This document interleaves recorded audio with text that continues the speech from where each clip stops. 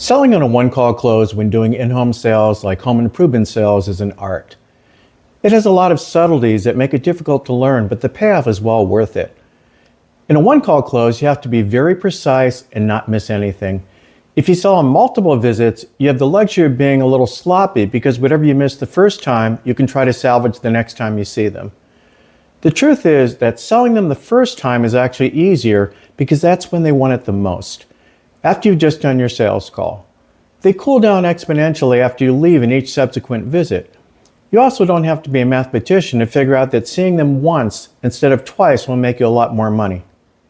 A key skill of selling, and especially in closing, is being able to get the customer to talk more. In the close, this means to be able to open them up more so they tell you what's really going on. There's a lot of variables, but one strategy that has worked very well for me and helped me to make a lot of money is the ability to question for clarification, both in getting customers to talk more and flesh out what the real problem or objection is that I have to solve to make the sale. That's why the hardest people to sell are the ones that don't open up or tell you anything. I need to think about it. Do you have a card? Thanks for your time. Or the objections are, just give us some time to put some things together, or I need to get my ducks in a row, then I'll get back to you. How do you overcome that objection? The easiest ones to close are the ones that open up and say, you know, Ron, I really want this HVAC system, but I was thinking it would be about $4,000 and you're twice as much. I can see why it costs what it does, but I need to think about whether I can afford it right now.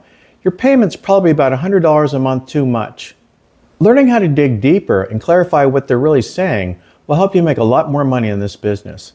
In this video, I'll show you common things you hear in the close and how to get the customer to talk and open up to you more. If I'm helping you make more money with these videos, please help me by subscribing. And if you really want the whole A to Z system for home improvement sales, I cover this and everything else you need to succeed in my course, The Art of Selling Home Improvements. The link's below. Selling, and especially in closing, depends on you being a good listener. What helps you to be a good listener is to learn to peel back the layers, or what I call to be able to question for clarification. The first thing that helps get the customer to open up or talk more in the close is to learn to dig deeper so you know what the customer is really saying. When a customer says something, it's important that you know exactly what they mean if you're to help them. The way you question for clarification is when a customer makes a statement or asks a question that you ask things like, well, how do you mean? Or, in what way? Or, what do you mean by that? Or when you get better and used to it, just being silent. Silence is good if you're experienced and used to using it. Well, Ron, I need to think about it. Well, because it's just a lot of money. All close should be is you helping the customer get what they want.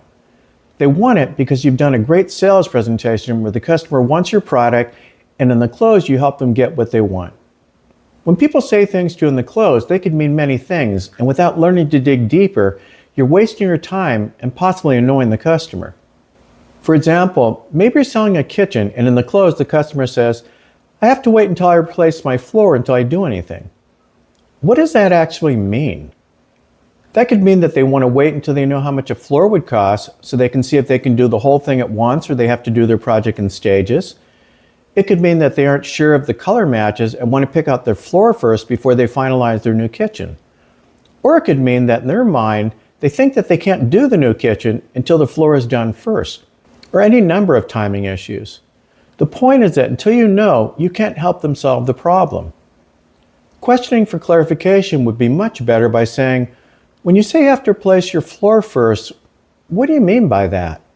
Or, how does replacing your floor affect you doing your kitchen? Or just the standby, I have to replace my floor first. Well, how do you mean? The basic principle should be that if there's any doubt at all to what the customer needs or is saying, then you can't understand enough to solve their problems and therefore close them. So never assume you know or understand before you have questioned and got an accurate meaning of exactly what the customer means when they ask a question or offer an objection. For example, when someone says something like, it's too much money, do you really know what that means? Is that they can't afford it? Does that mean that they don't think it's worth it?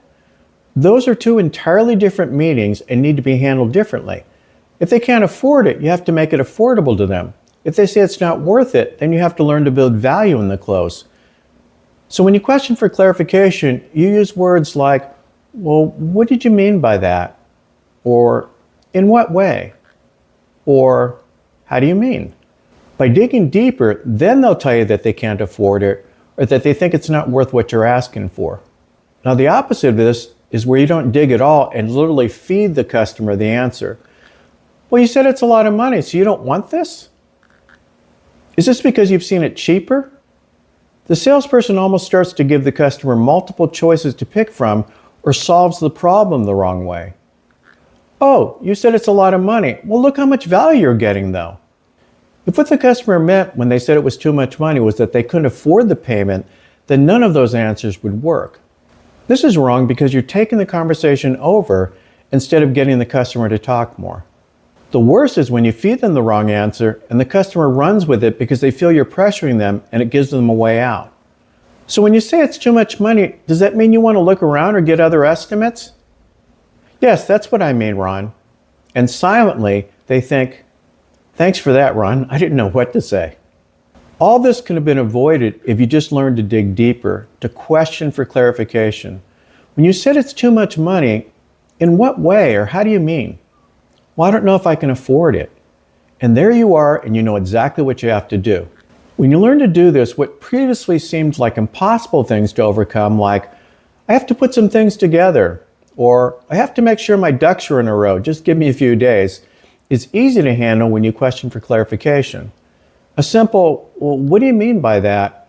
Or in what way will peel back the layers and let you know what you're really dealing with. Another benefit of questioning for clarification is that it helps you build trust in the close because you get a chance to listen more while they're answering the question and are able to make sure that what they're saying and what you're hearing is the same thing. Peeling back layers like this also slows the conversation down and increases the dialogue, which is what you want to do in the close.